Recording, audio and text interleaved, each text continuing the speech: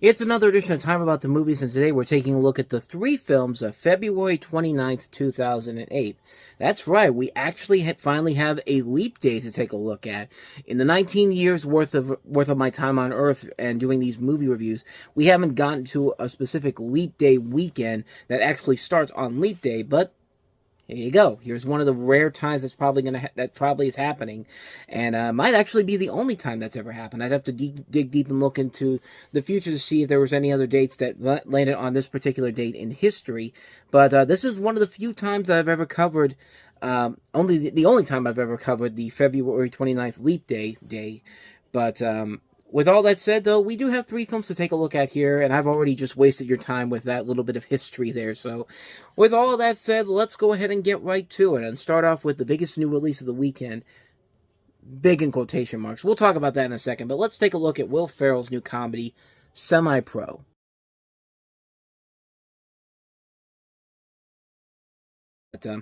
This is a movie about Will Ferrell plays a coach during the final season of the American Basketball Association. It tells the story of a fictional ABA team desperate to survive the league's merger with the NBA. And this is one of Will Ferrell's many sports comedies, but this is one of the few ones that did not become a box office hit. It was actually seen as kind of a flop.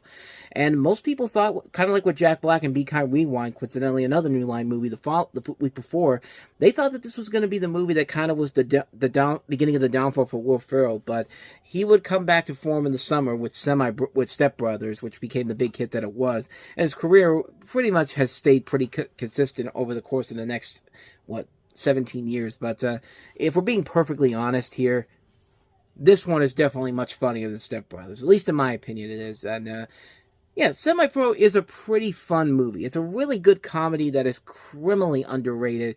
It's really fun. It's really funny stuff. You know, Will Ferrell is very fun in here. It's chaotic. It's over the top. It has maybe one of the best Will Ferrell lines I've ever heard in my life. One of the funniest lines from him.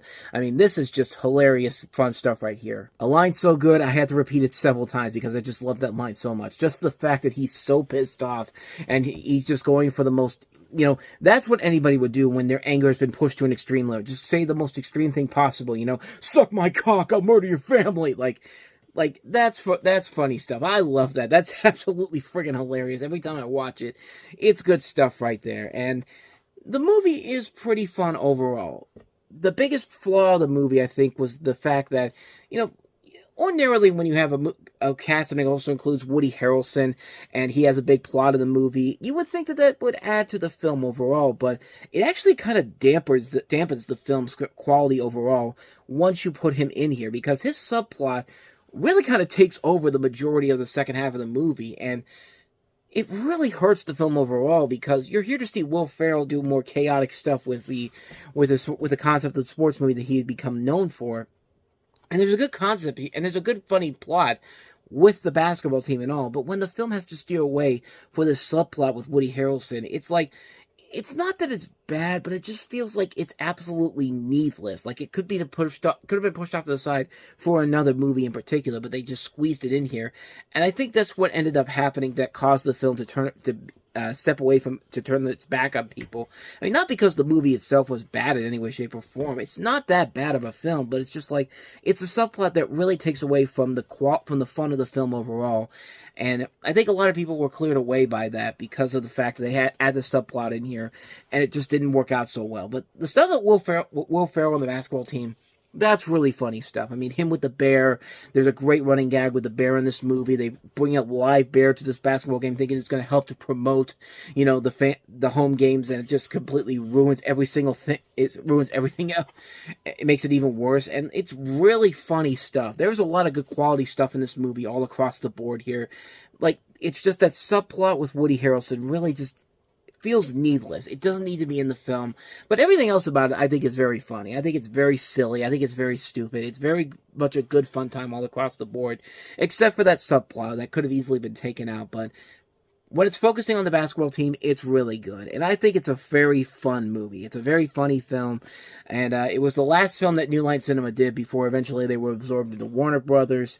And this was essentially their last film as a studio in particular before, yeah, of course, like I said, before they were absorbed into Warner Brothers. And coincidentally, I think it happened the week that this movie came out, too. So they were already planning on doing this, even regardless of how the film did. And the film was the #1 movie at the box office, but it was opening much lower than Farrell's other movies, and many people thought that it was because it was an R-rated film, which, I mean, I don't know, because Step Brothers opened up in the summertime, and that was an R-rated film too, and that did gangbuster business. Maybe it was just because of the release date. Maybe it was because of the fact that these R-rated comedies don't usually do that well in the springtime or something like that. I don't know. It was a weird thing. It was a weird thing that nobody could really figure out why this movie didn't do so well, and I liked it. I still think it's a very funny movie. I think if you take that subplot with Woody Harrelson out of there and just make it about the basketball team, it's a good fun movie. It's certainly a lot better than stuff like Talladega Nights, and I especially enjoy it more than Step Brothers. Again, that's just my personal take on it, but we'll delve more into Step Brothers later on in the year as we move along here, but that's semi-pro. So let's go ahead and move on to the next movie we have here, and that is The Other Boleyn Girl.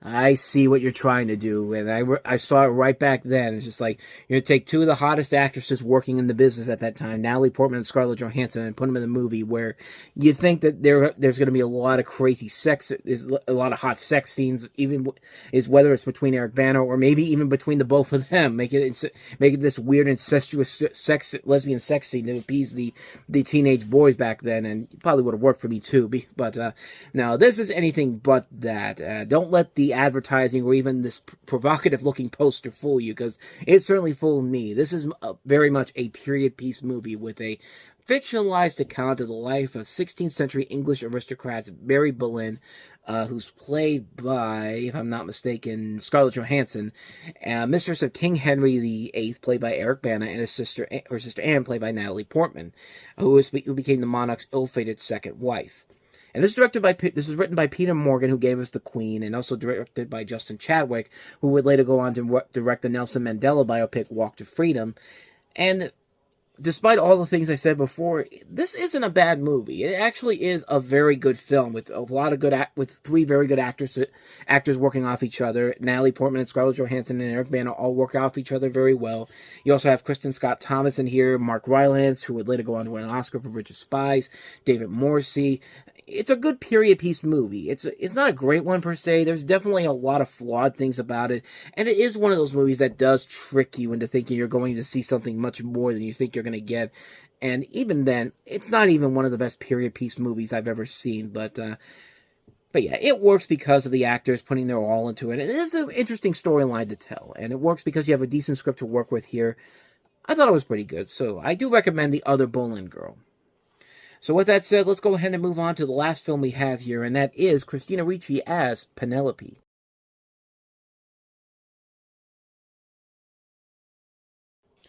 I think we can all see what the problem with the movie is right from the get-go, but I'll get to that after I talk about the plot of the film.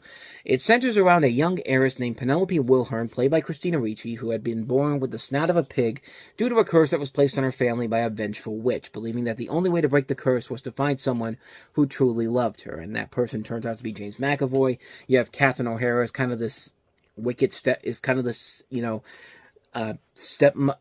not even stepmother, it's her mother who's playing in Richard E. Grant, and also Reese Witherspoon, who has a little bit of a role here too. So it's kind of a mix between all these different classic fairy tales like Cinderella, Sleeping Beauty, and also Pinocchio in a way. But yeah, you see the problem right from the get-go, and is that this curse, it's supposed to be a curse because it's supposed to make people look at this woman as a freak or something like that, but that pig nose does not make Christina Ricci look less sexy than she does. I mean, she still looks like a beautiful woman. She's just got a little pig snout nose. Like, if you're gonna do a story like this, you gotta go all in on it. You gotta go Elephant Man. You gotta go that god-awful, now I can't remember what it was. It was the one that, it was that Rat Boy from the 1980s. Like, you gotta go all in on the crazy curses here. You can't just have Christina Ricci just have a pig nose. Like, a pig nose is pig nose, yeah, it looks weird, but you know what? it doesn't help that this is still on the body of Christina Ricci, who is still ungodly sexy at the time of this movie's release. And not to say that she isn't, but yeah, it's one of those things where it's just like you already lose the the fantasy element of it when you can look at this and go like, no person out there can seriously look at this woman and say that she's not beautiful looking regardless. I mean, if the curse was just like, oh, whoever looks at you, they're immediately going to turn away, and regardless of how you look. Like, if it was something like that, then okay, maybe I could buy into it. But other than that, though, yeah, it really doesn't help this film overall when you just have her with this cute little pig nose that really does not look any different than a normal regular nose does. I mean, honestly, like, are you really going to look at Christina Ricci with that pig nose and say that she does not look beautiful instead of looking like this ugly creature that this movie makes her out to be? I don't think so. Like, I mean, this is a film that loses you right from the get-go, right from the get-go. But it doesn't help that the story is very much a predictable storyline. We know exactly the directions it's going to go. We know exactly where it's going to end up leading to, who's going to end up with who, so on and so forth. And it does not work in any way, shape, or form. It's like they're cramming way too many of these fairy tale tropes into one movie and trying to make it a modern romantic fantasy comedy. And it just doesn't work very well. It's a major disappointment.